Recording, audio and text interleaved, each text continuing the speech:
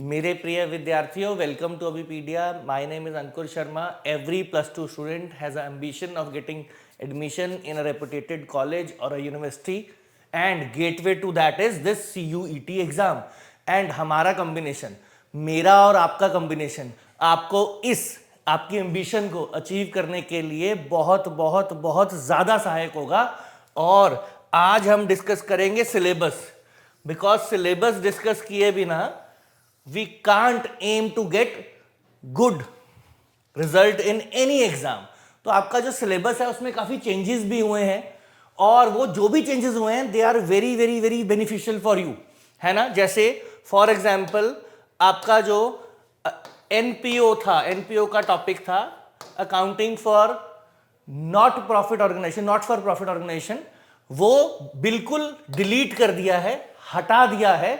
तो वो एक ऐसा टॉपिक था जो आपने +1 में नहीं किया, +2 में नहीं किया, तो ऐसा टॉपिक अगर आपके सिलेबस से हट गया है तो आपके लिए बहुत अच्छी बात है।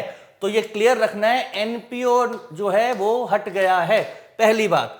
दूसरा, ये सिलेबस है, बाकी सिलेबस ऑलमोस्ट सेम है, एक और चेंज किया है।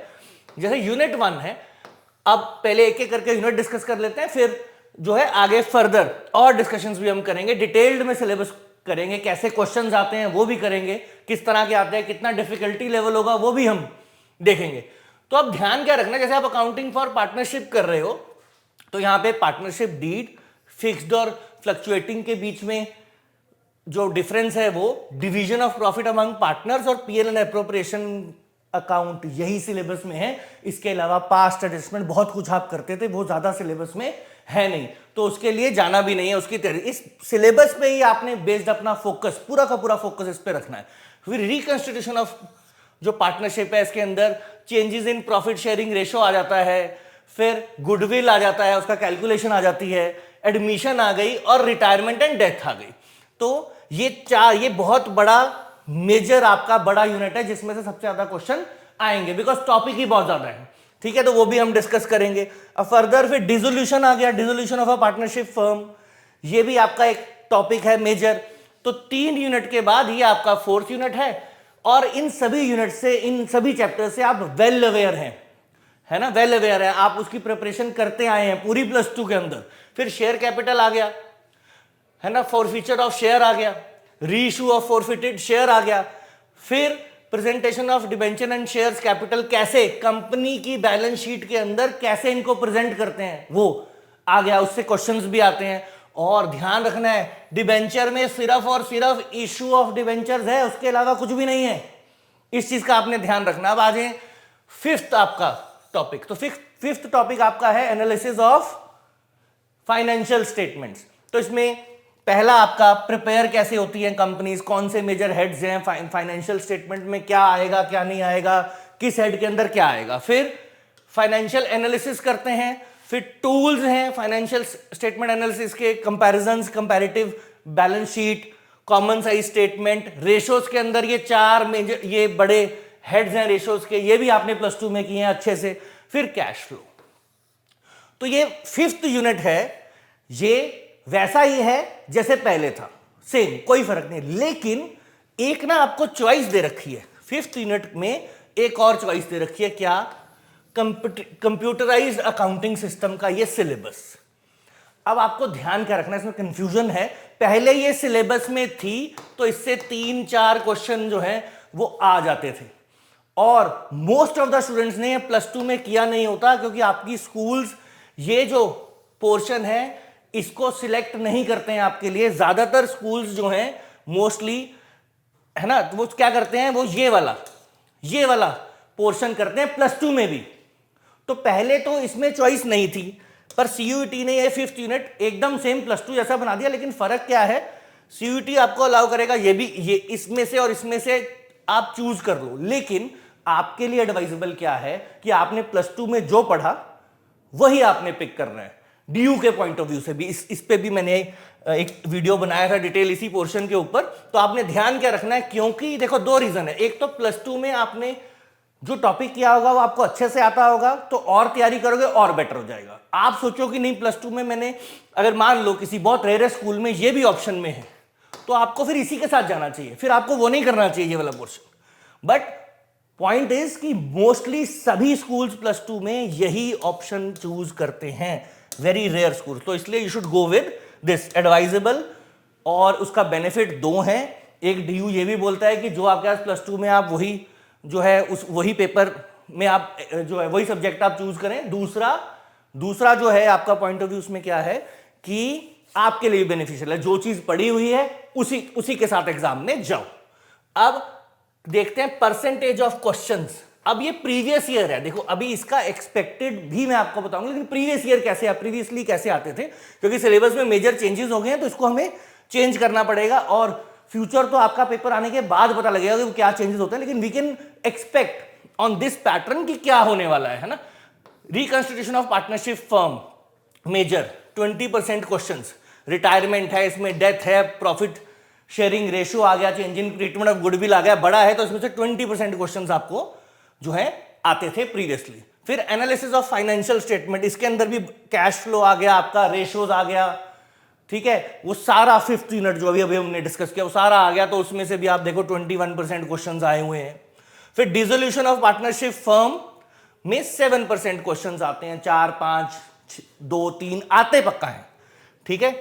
Accounting of shares and debentures में 18% आप क्वेश्चंस बोल सकते हैं कि आपको आते हैं, और 12% आपके कंप्यूटराइज्ड अकाउंटिंग से आ जाते थे, ठीक है, और 16% जो है वो नॉन प्रॉफिट से आते थे। अब तो ये सिलेबस में है नहीं, अब तो ये सिलेबस में ये भी नहीं है, दोनों ना कंप्यूटराइज्ड अकाउंटिंग है नहीं, तो ये सारा का सारा पोर्शन बाकी बचे चैप्टर्स में बंट जाएगा, तो उसका भी करेंगे, उससे क्या चेंजेस आने चाहिए। बट ये फ्यूचर का एनालिसिस और फंडामेंटल ऑफ पार्टनरशिप से भी 6% क्वेश्चंस आप कह सकते हैं कि आते थे। तो कुल मिला के देखो जो आपका मेजर प्लस टू के टॉपिक होते थे, एक तो पार्टनरशिप से रिलेटेड जितने भी अगर इकट्ठे कर दें क्लब, और शेयर कैपिटल, और तीसरा 5th, इन तीनों से ही अगर आप देखो तो ऑलमोस्ट बराबर बराबर हर टॉपिक को टच किया हुआ है। तो आप ऐसा नहीं कर सकते किसी को छोड़ दो, एक एक मार्क्स जो है वो इंपॉर्टेंट है, तो ये आपने ध्यान रखना है। अब देखें, अगर पहले तो जो था वो था, अब चेंजेस हुए, चेंजेस के बाद क्या होना चाहिए, रफली ऐसा होना चाहिए, रिकंस्टिट्यूशन ऑफ पार्टनरशिप फर्म से 30%, एनालिसिस ऑफ फाइनेंशियल स्टेटमेंट से 26%, जो एक्सपेक्टेड है मोस्ट प्रॉब्ली ऐसा ही होना चाहिए। बाकी तो देखो जब पेपर आएगा तब देखेंगे।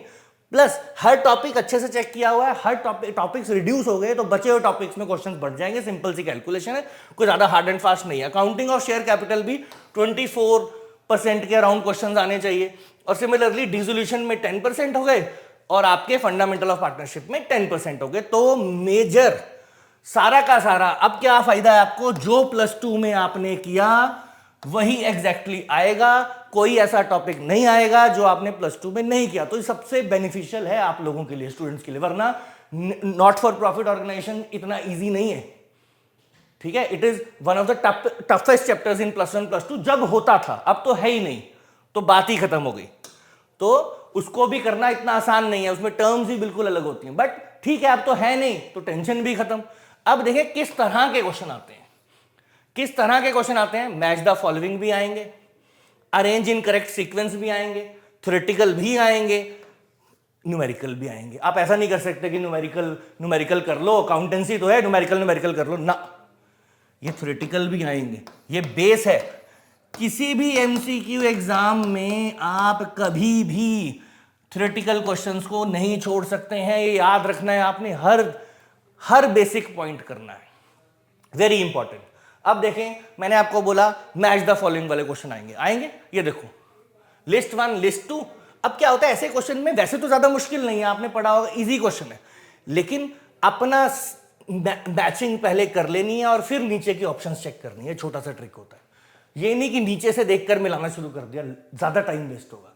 इसमें टाइम सेविंग इज इंपॉर्टेंट, और जल्दी भी नहीं करनी, इतना कुछ देख के कहीं पजल हो जाए तो बेटर होता है मेक योर ऑप्शन। जैसे इसका ऑप्शन यहां लिख लिया, ऐसे करके अपने ऑप्शंस बना लिए, डिटेल मैंने प्रीवियस ईयर क्वेश्चंस भी करे हैं, एमसीक्यूज प्रैक्टिस भी हम कर रहे हैं, अगर आप देखोगे तो उसमें मैंने सॉल्व करके ये दिखाए हुए हैं कैसे करना है, तो अभी उसकी डिटेल में मैं नहीं जाऊंगा, वो आप वहां से देख सकते हैं। अब आ जाए कंप्लीट सीक्वेंस।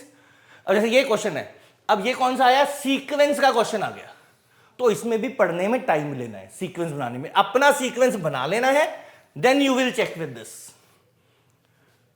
ठीक है, जो मैच हो रहा है वो आंसर, इन केस मैच नहीं हो रहा है तो देखो कि क्या कुछ हो सकता है, मे बी आपने कुछ गड़बड़ कर दी हो सीक्वेंस बनाने में। अगर आपको फिर भी नहीं पता लगता तो तुक्का नहीं मारना, छोड़ देना है, नंबर कटते हैं ये आपको मालूम है।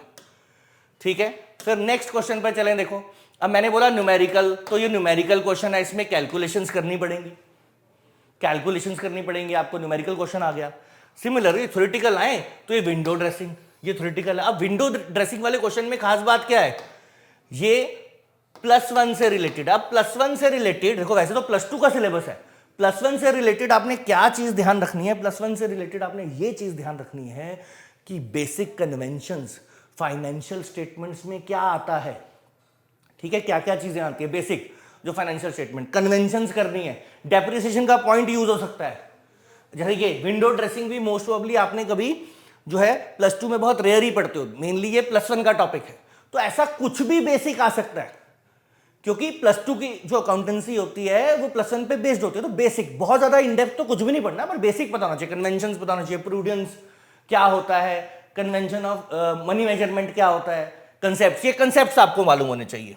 ठीक है, ज्यादा डिटेल नहीं, बाकी तो मोस्टली आप +2 के +1 की जो अकाउंटिंग होती है वो बेस होता है +2 का, तो वो आपकी रिवाइज होती रहती है, आपको ध्यान ही नहीं होता है बस।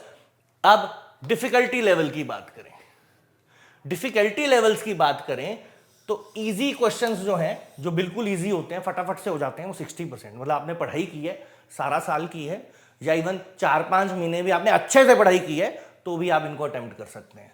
हार्ड लेवल 40%, जिसमें कैलकुलेशंस आ जाती हैं, कंफ्यूजन्स क्रिएट हो जाते हैं, कोई बहुत ट्रिक पूछ लेते हैं। ठीक है, ऐसे क्वेश्चंस। बट सीए लेवल के क्वेश्चन, जिनको हम हार्डेस्ट काउंट करते हैं, कभी भी अकाउंटेंसी बेस्ड एग्जाम हो तो सीए लेवल जो क्वेश्चंस होते हैं उनको हम हार्डेस्ट काउंट करते हैं। ऐसा क्वेश्चन, बहुत मुश्किल क्वेश्चन नहीं आया हुआ है। तो ज्यादातर यही दो चीजें हैं। और सबसे इंपॉर्टेंट बात, एनसीईआरटी को नहीं भूलना है। एनसीईआरटी में हर इलस्ट्रेशन को आपने क्वेश्चन को ध्यान से देख लेना है, बिकॉज सीयूटी में एनसीईआरटी बेस है, और एनसीईआरटी से कई बार आगे दिखाऊंगा मैं आपको, सीधे सीधे क्वेश्चंस भी आए हुए हैं प्रीवियस ईयर्स में। तो एनसीईआरटी की इलस्ट्रेशंस बिल्कुल नहीं छोड़नी, या क्वेश्चंस बिल्कुल नहीं छोड़ने, ये तो करना ही करना है। इसके अलावा और प्रैक्टिस करो, ठीक है, जितने मर्जी एमसीक्यूज करो आप, that is a different thing. अब देखो, जब हमने बात किया कि इजी, हार्ड और सीए लेवल में, तो ये क्वेश्चन बहुत इजी है। देखो अगर हम क्वेश्चन को पढ़ें, क्या पूछा है, every company analyze its earning capacity on the basis of which its outcome of utilization employed in the business. To analyze profitability, हम कौन सा रेशो यूज कर सकते हैं। अगर रेशोज आपने बेसिक भी पता हो तो आप आराम से बता सकते हो इनमें से कौन सा रेशो है जो प्रॉफिटेबिलिटी के लिए यूज होता है। तो इजी क्वेश्चन ये यहां पे। अब ये क्वेश्चन आ गया, इसमें कैलकुलेशंस भी आ गई, एक्यूमुलेटेड डेप्रिसिएशन है, मशीनरी है, और नीचे देखोगे तो आप मशीन को इन्होंने बेचा भी है, तो थोड़ा सा ध्यान से करना पड़ेगा। थोड़ी सी गलती, क्वेश्चन के नंबर गए, 5 नंबर आपके गए। तो इसलिए इसको हम थोड़ा कहेंगे कि हार्ड है, पर ऐसे ही क्वेश्चंस आए हुए हैं, बहुत ज्यादा हार्ड नहीं आए हुए हैं। अब मैंने आपको कहा था कि एनसीईआरटी के क्वेश्चंस आए हैं डायरेक्ट, ये एनसीईआरटी के एग्जांपल्स हैं, क्वेश्चंस हैं, बीच में एक्सरसाइज होती है चैप्टर के बीच में, वहां से सीधे सीधे क्वेश्चंस आ रखे हैं। तो क्रक्स क्या है, क्रक्स ये है हमारा कि हम जो प्रिपरेशन है हमारी एनसीईआरटी को नहीं छोड़ेंगे, डिफिकल्टी लेवल्स मैंने आपको बता दिए, और सबसे इंपॉर्टेंट जो चेंज इन सिलेबस है वो भी मैंने क्लियर कर दिया। तो हम ऐसे ही आपके लिए जो है important information regarding your exam और हाउ टू प्रिपेयर, क्या क्या करना चाहिए, क्या क्या नहीं करना चाहिए, ये सब इंफॉर्मेशन आपको मिलती रहेगी। You just like and subscribe our channel. Thank you very much for today.